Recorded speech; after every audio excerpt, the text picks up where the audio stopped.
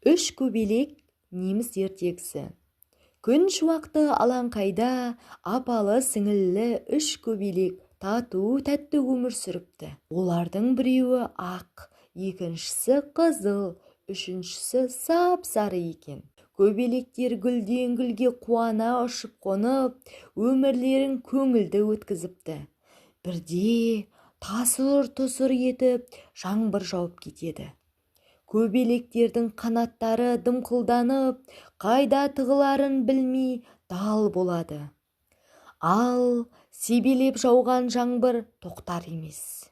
Малмандай су болған көбелектер Лалагүлге келіп, Лалагүл, бізді жаңбырдан тасалашы, деп өтінеді. Лалагүл: жарайды, ақ көбелектің түсі маған ұқсайды екен, мені саяласын. Ал қызыл-сары көбелек басқа жерге тығылыңдар, дейді. Мұны естіген ақ көбелек: менің әпкелерім су болып жүргенде жалғыз өзім сенің саяңда қалай жайбырақат отырамын? Оларды да тасаңа тыға алмасаң, онда мен де отырмай-ақ қояйын, деп ұшып кетеді. Үшеуі ұшып келеді. Жаңбырда қоятын түрі жоқ. Қараса, үлкен қызыл қызғалдақ өсіп тұр екен. Қызғалдақ, мүмкін болса жаңбыр саябырлағанша біз сенің ығыңа тығыла тұрсақ бола ма? Қызыл көбелек маған ұқсайды, соны алайын қалқама. Ал ақ көбелек пен сары көбелек басқа орын іздесін, дейді қызғалдақ. Бұған ренжіген қызыл көбелек: сен менің әпкемді қабылдағың келмесе, маған да көмектеспей-ақ қой, тонсақ бірге тонайық, деп ұшып кетеді.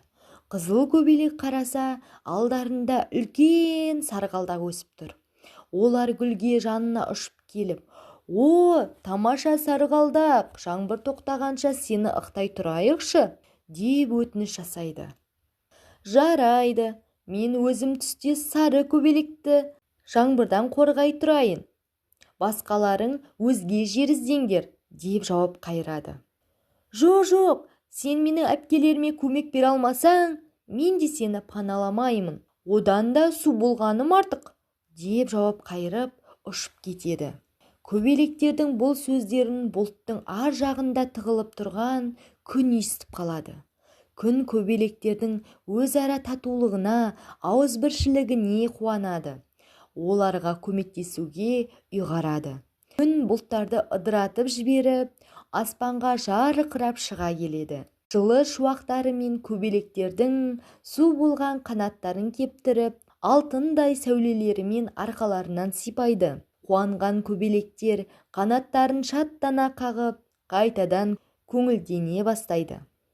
Алаңқайдың көркін кіргізіп, әрі-бері ұша бастайды. Бірақ мұнан кейін олар ешқашан Лалагүл, қызғалдақ және сарғалдақ гүлдеріне қонбайтын болыпты. Шын достар тек қиындықта сыналады, деген сөз содан қалса керек.